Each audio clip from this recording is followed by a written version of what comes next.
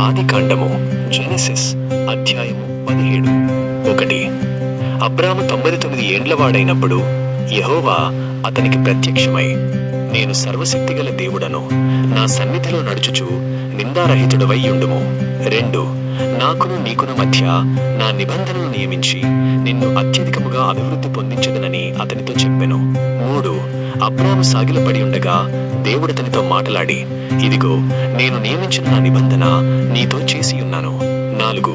నీవు అనేక జనములకు తండ్రివగుదువు. 5. మరియు ఇక మీదట నీ పేరు అబ్రాము అనబడదు, నిన్ను అనేక జనములకు తండ్రినిగా నియమించితిని గనుక నీ పేరు అబ్రాహాము అనబడును. 6. నీకు అత్యధికముగా సంతాన వృద్ధి కలుగజేసి నీలో నుండి జనములు వచ్చినట్లు నియమించుదును, రాజులను నీలో నుండి వచ్చెదరు. 7.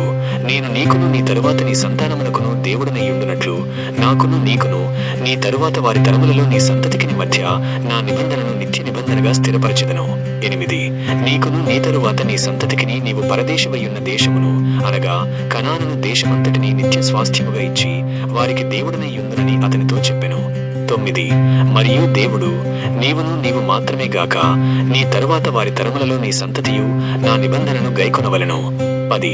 నాకును నీకును నీ తరువాత నీ సంతతికి మధ్య మీరు గైకొనవలసిన నా నిబంధన ఏదనగా మీలో ప్రతి మగవాడును సున్నతి పొందవలెను. 11. మీరు మీ గోప్యాంగ చర్మమున సున్నతి పొందవలెను, అది నాకు నీకు మధ్యనున్న నిబంధనకు సూచనగా ఉండును. 12.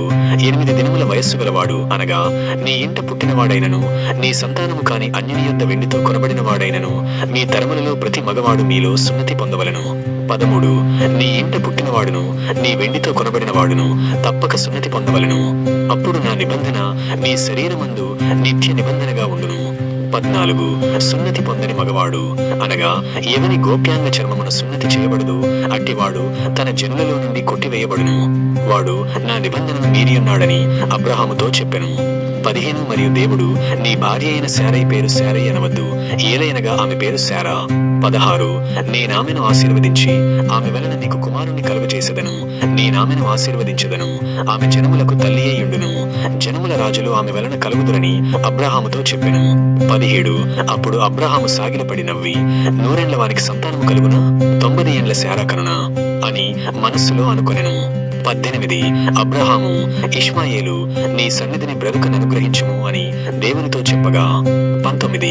దేవుడు, నీ భార్య అయిన శారా నిశ్చయముగా నీకు కుమారుని కనును, నీవతనికి ఇస్సాకు అని పేరు పెట్టుదువు, అతని తరువాత అతని సంతానము కొరకు నిత్య నిబంధనగా నా నిబంధనను అతనితో స్థిరపరచెదను. 20. ఇష్మాయేలును గూర్చి నీవు చేసిన మనవి నేను వింటిని, ఇదిగో నేనతనిని ఆశీర్వదించి అతనికి సంతానాభివృద్ధి కలుగచేసి అత్యధికముగా అతని విస్తరింపజేసెదను, అతడు 12 మంది రాజులను కనును, అతనిని గొప్ప జనముగా చేసెదను. 21. అయితే వచ్చే సంవత్సరము ఈ కాలమందు శారా నీకు కనబో ఇస్సాకుతో నా నిబంధనను స్థిరపరచెదనని చెప్పెను. 22. దేవుడు అబ్రహాముతో మాట్లాడుట చాలించిన తరువాత అతని యొద్ద నుండి పరమునకు వెళ్ళెను. 23. అప్పుడు అబ్రహాము తన కుమారుడైన ఇష్మాయేలును తన ఇంట పుట్టిన వారినందరినీ తన వెండితో కొనబడిన వారినందరినీ అబ్రహాము ఇంటి మనుషులలో ప్రతివానిని పట్టుకుని దేవుడు తనతో చెప్పిన ప్రకారము ఆ దినమందే వారి గోప్యాంగ చర్మమున సున్నతి చేసెను. 24. అబ్రహాము గోప్యాంగ చర్మము సున్నతి చేయబడినప్పుడు అతడు 99 ఏండ్లవాడు. 25. అతని కుమారుడైన ఇష్మాయేలు గోప్యాంగ చర్మము సున్నతి చేయబడినప్పుడు అతడు 13 ఏండ్లవాడు. 26. ఒక్క దినమందే అబ్రహామును అతని కుమారుడైన ఇష్మాయేలును సున్నతి పొందిరి. 27. అతని ఇంట పుట్టిన వారును అన్యుని యొద్ద వెండితో కొనబడిన వారును అతని ఇంటిలోని పురుషులందరూ అతనితో కూడా సున్నతి పొందిరి.